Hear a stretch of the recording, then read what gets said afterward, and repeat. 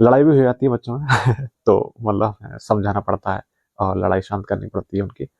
तो बस ये है, मैं देखता हूँ उन बच्चों को जाकर। मोतीलाल को फोन किया था, वो आ सकते हैं आज, क्योंकि आज गेहूं में ना खाद बिखरवाएंगे, क्योंकि फार्म पे काम तो चल ही नहीं रहा है। फिलहाल आ गया हूँ गेहूं के फार्म पर, और यहाँ पर ये देखो मोतीलाल आ चुके हैं गेहूं में और खाद बिखेर रहे हैं।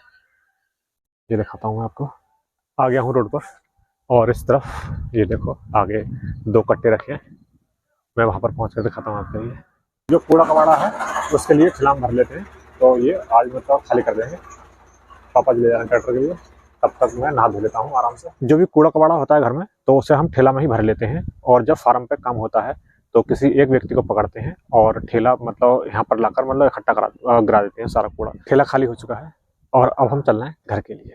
बस अब निकलना है घर के लिए, और ट्रैक्टर को ये ठेला पूरा कर देंगे घर को ले जाकर। बाकी जो कूड़ा बनता रहे वहाँ पे वो ठेला में मतलब डालने। दोबारा से खाद भर लिया है अपनी झोली में, और ये फिर से बिखेरना शुरू कर रहे हैं। मैं दिखाता हूँ। हाँ ले जाता। गुड मॉर्निंग दोस्तों, कैसे हो? बस हमारी तो सुबह हो गई, और ब्रेकफास्ट भी यहीं पर ही हुआ है, चारपाई पर ही पापा जी ने ब्रेकफास्ट तैयार कर लिया, तो वहीं पर गए थे। और बस आज चूंकि फार्म पर कोई काम नहीं है तो फ्री हूँ, और जिस दिन फ्री होते हैं तो बस बिस्तर पे जब तक मन करता है तब तक लेटे रहते हैं, सोते रहते हैं और बस अब उठूंगा और फिर फार्म फार्म पे जाऊंगा, देखूंगा, उधर घूमूंगा। उस तरफ देखता हूँ आगे जाकर बच्चों की काफी मतलब आवाज आ रही है, बच्चे शोर कर रहे हैं, तो खेलने आ गए हैं। क्योंकि काफी घर पर ना हमारे काफी स्पेस रहता है, तो बच्चे नॉर्मली आ जाते हैं खेलने के लिए, कूदने के लिए, तो वो मस्ती करते रहते हैं, गेम वेम खेलते रहते हैं पूरे घर में। कोई टेंशन नहीं, कोई रोक टोक नहीं है बच्चों की, जब वो आते हैं तब खेल कर चले जाते हैं और नए नए गेम खेलते हैं। लड़ाई भी हो जाती है बच्चों में तो मतलब समझाना पड़ता है और लड़ाई शांत करनी पड़ती है उनकी। तो बस ये है, मैं देखता हूँ उन बच्चों को। 1 hour later.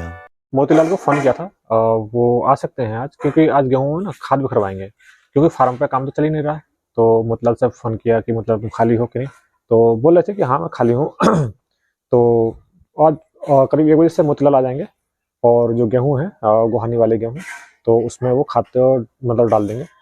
और बाकी बस यही काम है, कुछ थोड़ा बहुत तो मतलब ठेला में जो कूड़ा कबाड़ा है घर का, वो ले जाकर वहाँ पर ही मतलब वो खाली कर देंगे।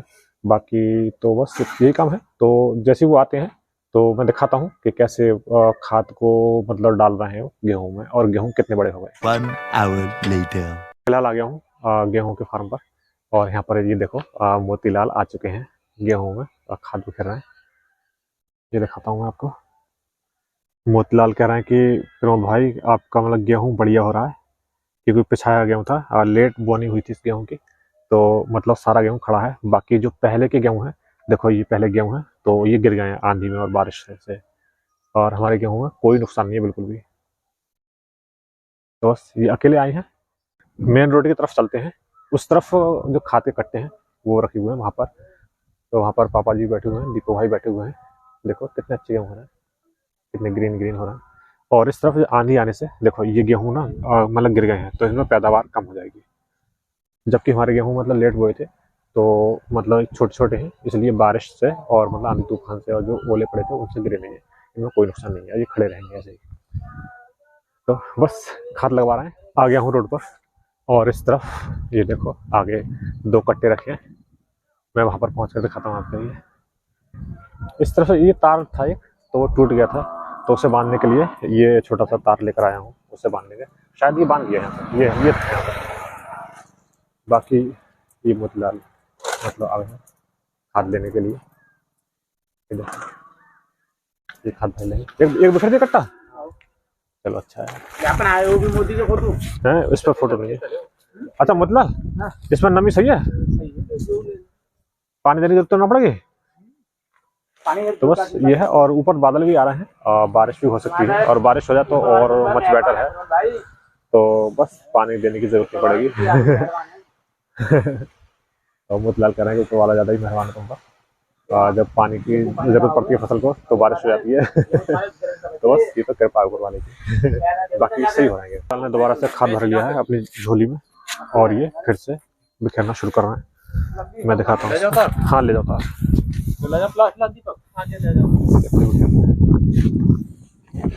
देख लो एक बार साल और बनना तो भैया मैं बांध दिया, सही है।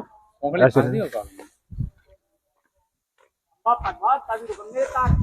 ना कंगा पतंग भैया तो बस जब तो काम है होने दो काम के लिए। और मतलब ये काम करने के बाद तो जो ठेला में जो कूड़ा कबाड़ा भरा पड़ा है तो वो भी मतलब खाली करवा लेते हैं आज। फिर बाकी मतलब उसमें मतलब कबाड़ा मतलब डालते रहेंगे कूड़ा, क्योंकि मतलब रोजाना कूड़ा कबाड़ा जो होता है ना, घर साफ सफाई करते हैं तो वो ठेला में और डाल देते हैं। तो मतलब जब भी काम चलता है फार्म पे तो उस ठेले को मतलब खाली करवा लेते हैं, और 10 दिन के बाद, 15 दिन के बाद या 8 दिन के बाद जैसे भी है और खाली करा लेते हैं। तो आज मतलब उसे खाली करा लेंगे। 1 hour later. बिखर चुका है और अब घर की तरफ जा रहे हैं। ये देखो, तो बस और जो दूसरा काम है ठेले का, मतलब वो ठेला खाली करवा लेते हैं। उसके बाद तो मतलब छुट्टी कर देंगे। जो कूड़ा कबाड़ा है उसके लिए ठेला में भर लेते हैं। तो ये आज मतलब खाली कर देंगे। पापा जी ले जा रहे हैं ट्रैक्टर के लिए, तब तक मैं नहा धो लेता हूँ आराम से। वो ले गए, आराम से ले जाइए, आराम से। बोरा पिल्ला हूँ, कुतिया का पिल्ला, उन्हें देख रही हो, भैया के नीचे ना जा। तो बस ये लोग निकल गए हैं और मैं नहा धो लेता हूँ। ये काम करके अब मोतीलाल चले जाते हैं अपने घर के लिए। A few moments later.